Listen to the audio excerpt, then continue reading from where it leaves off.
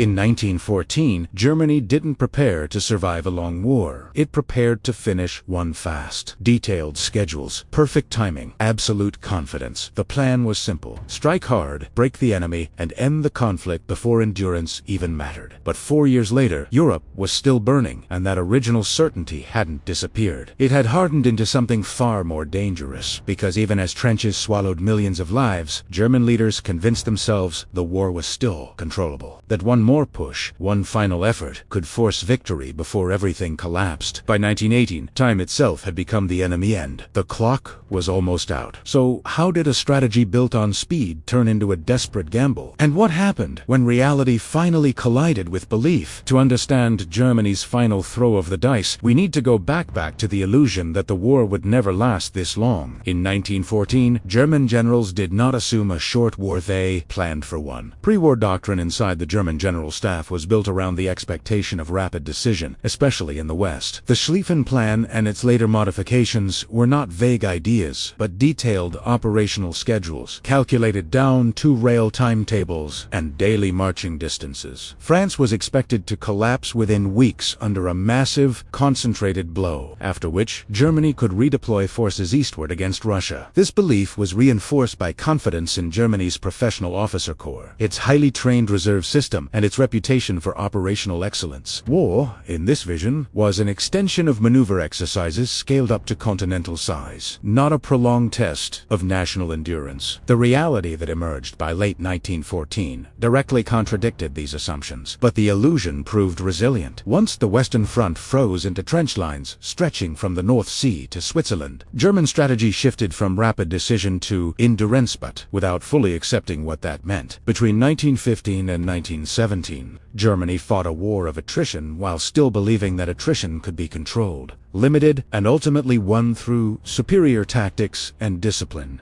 Battles such as Verdun and the Somme produced unprecedented casualties for minimal territorial gain, yet they were interpreted by German leaders as proof of enemy weakness rather than warning signs of strategic deadlock. The logic remained that if Germany could simply endure slightly longer than its enemies, the balance would tip in its favor. By 1917, strain was evident everywhere. Manpower losses mounted, economic blockade tightened, and civilian morale deteriorated. Still, the High Command clung to the idea that the war could be ended rather than merely survived. The collapse of Russia in late 1917 appeared to validate this hope. With the Eastern Front effectively closed, German leaders believed they had gained a narrow window of opportunity before American power could be fully deployed. Divisions were transferred west in large numbers, and Ludendorff in particular became convinced that a decisive blow in France was still achievable. The coming year, 1918, was framed internally as Germany's last real chance to impose victory on its enemies. Structurally, however, the German army in 1918 was far weaker than its numbers suggested. While troop strength on paper appeared impressive, the quality of those forces had declined sharply. Veteran units had been bled white, junior officers were inexperienced, and the non-commissioned officer corps essential for maintaining cohesion suffered irreplaceable losses. Logistics were fragile. Transport still relied heavily on horses, and food shortages affected both soldiers and civilians. The army was large, but exhausted, capable of attacking, but not of sustaining success over time. Thus, the belief in a short or at least decisive war persisted not because evidence supported it, but because abandoning it meant confronting a more terrifying truth, that modern industrial war favored the side with greater material depth, manpower reserves, and time. By early 1918, German strategy was no longer built on confidence, but on urgency. Every plan carried the unspoken language of a final gamble, a last throw of the dice before exhaustion became collapse. The illusion had not yet shattered, but it was already cracking under its own weight. If this backstory changed how you see Germany's early confidence in the war, take a moment to support the channel. Leaving a like, subscribing, and turning on the notification bell ensures you won't miss what comes next. Because Germany's final gamble is about to begin, in this time, there's no way back. In early 1918, German strategy rested on a single, narrowing premise: victory was still possible, but only if it came quickly. The spring offensives were conceived conflict not as one operation, but as a sequence of blows meant to destabilize the Allied front before American manpower could decisively alter the balance. Operation Michael, launched in March, embodied this logic. It aimed to split British and French forces, force a retreat toward the Channel ports, and create political shock large enough to compel negotiation. On paper, it was bold. In execution, it was tactically innovative. Strategically, however, it carried the seeds of failure from the outset. German forces achieved surprise through new infiltration tactics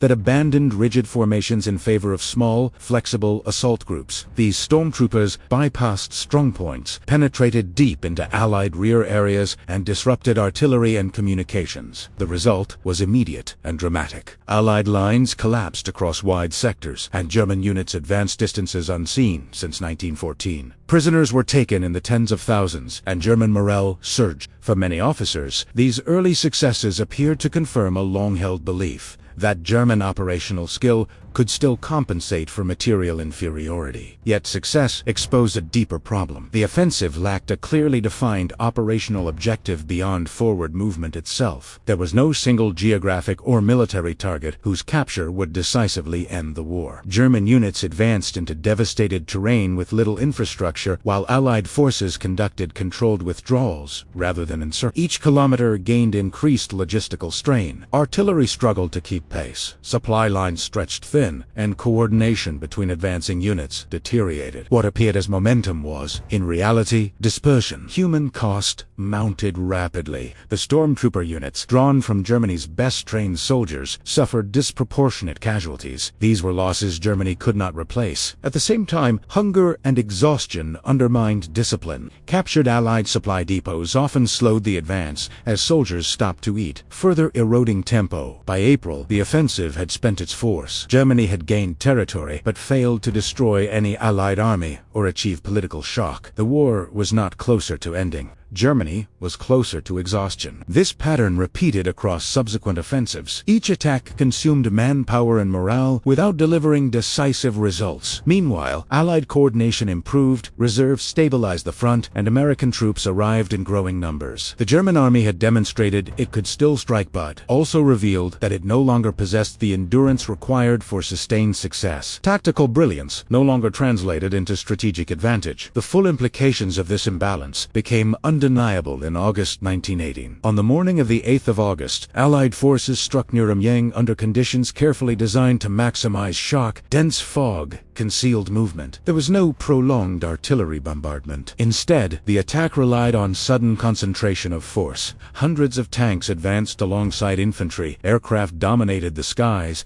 and artillery fire was precisely coordinated. German defenders, already weakened by months of offensive warfare, were caught unprepared. What followed was not a conventional defeat, but a collapse. German units failed to respond coherently. Communications broke down almost immediately. Tanks penetrated defensive positions once thought secure, while aircraft strafed retreating columns and supply routes. Entire formations surrendered without prolonged resistance. By the end of the day, Allied forces had advanced deeply into German-held territory and captured vast numbers of prisoners. Losses were severe, but more damaging was what the battle revealed about morale. For Ludendorff, Amiens marked a psychological rupture. He later referred to it as the Black Day of the German army, emphasizing not only the scale of defeat, but the behavior of German soldiers. Reports describe men abandoning positions, surrendering en masse, and showing signs of emotional exhaustion. This was not the army of 1914, nor even of 1916. It was an army that no longer believed in victory. The cohesion that had sustained years of attrition dissolved under concentrated modern firepower. Amiens demonstrated the maturity of Allied combat arms warfare. Tanks, infantry, artillery, and air power operated as a unified system, overwhelming German defenses faster than they could adapt. Germany, by contrast, lacked both the industrial base and manpower reserves to replicate or counter this model.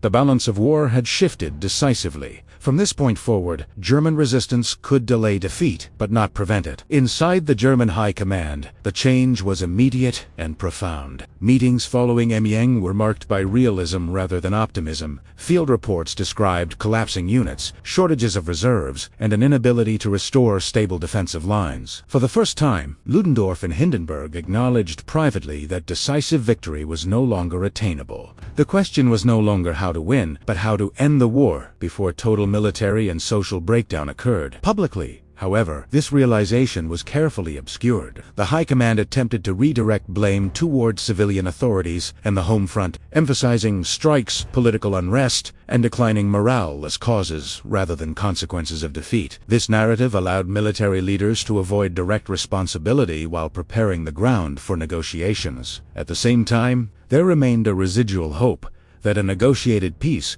might preserve Germany's position and avoid outright capitulation. This tension between military reality and political discourse defined the final phase of German strategy. Decisions were increasingly defensive and reactive, shaped by the knowledge that continued fighting would only worsen Germany's bargaining position. The admission of defeat did not come as a single announcement or dramatic resignation. It emerged gradually through memoranda, quiet conversations, and strategic restraint. The belief in a short war had vanished. What remained was the sober recognition that modern industrial conflict could no longer be mastered by will, maneuver, or tactical ingenuity alone. By late August 1918, the German generals understood something they had resisted for 4 years.